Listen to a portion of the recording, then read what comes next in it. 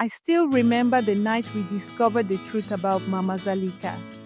Even now, as I sit under the old baobab tree, telling this story, the memory sends a chill through my bones. Mama Zalika had lived in our village for as long as I could remember. She was an old woman, neither too friendly nor too hostile, just there. She lived in a small hut at the edge of the village, near the dense forest, where even the bravest hunters rarely ventured at night. Unlike other elders who gathered in the evening to share stories by the fire, she kept to herself. But the strangest thing about Mama Zalika was her eating habits.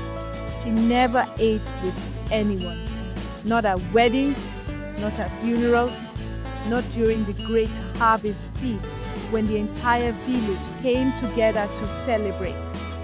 While we laughed and shared roasted yams and spicy groundnut stew, Mama Zalika would collect her portion, wrap it carefully in banana leaves, and disappear into her hut. At first, people respected her privacy. Some said she was simply old and preferred to eat alone.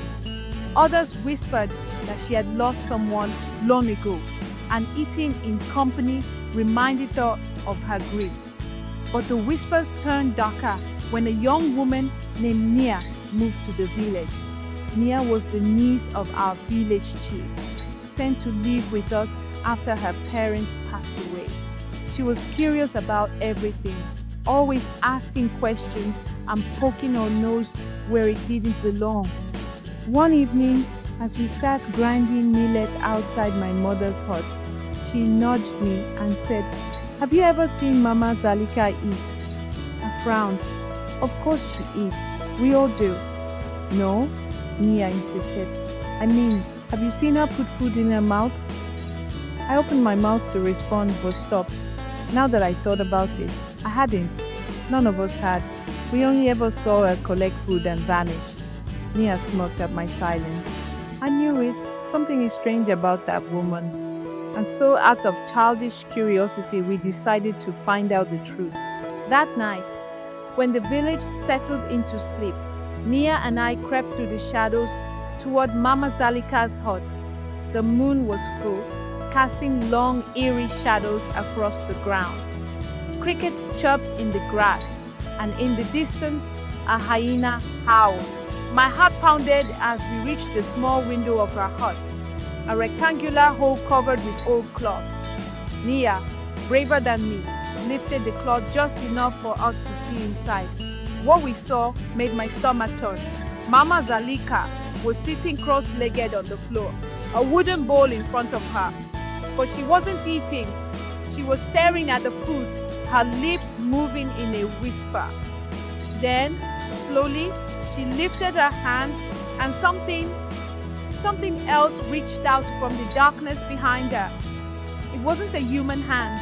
It was long, bony, and blacker than the night itself. The fingers, impossibly thin, stretched out and took a piece of food from the bowl.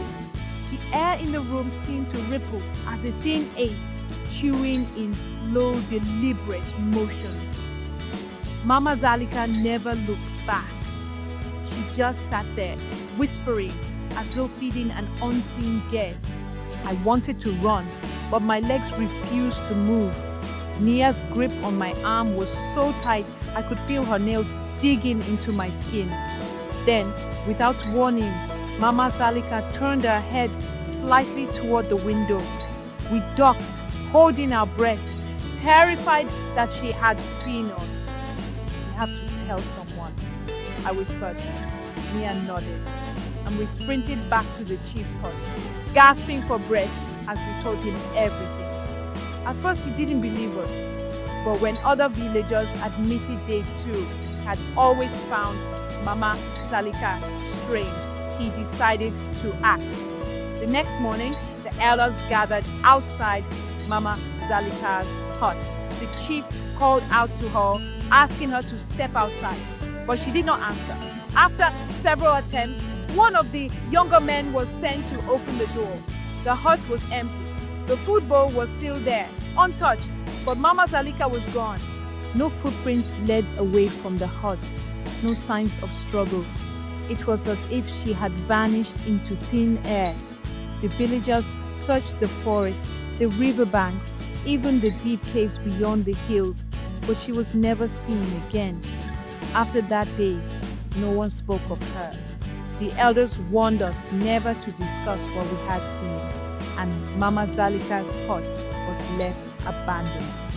Eventually, the roof caved in and the forest slowly reclaimed it.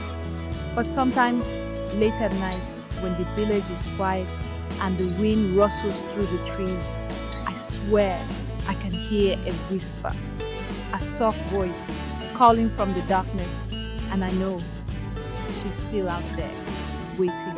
If you love the video, please like and share. Hit the subscribe button. Don't miss another video from Spirit of the Ancestors.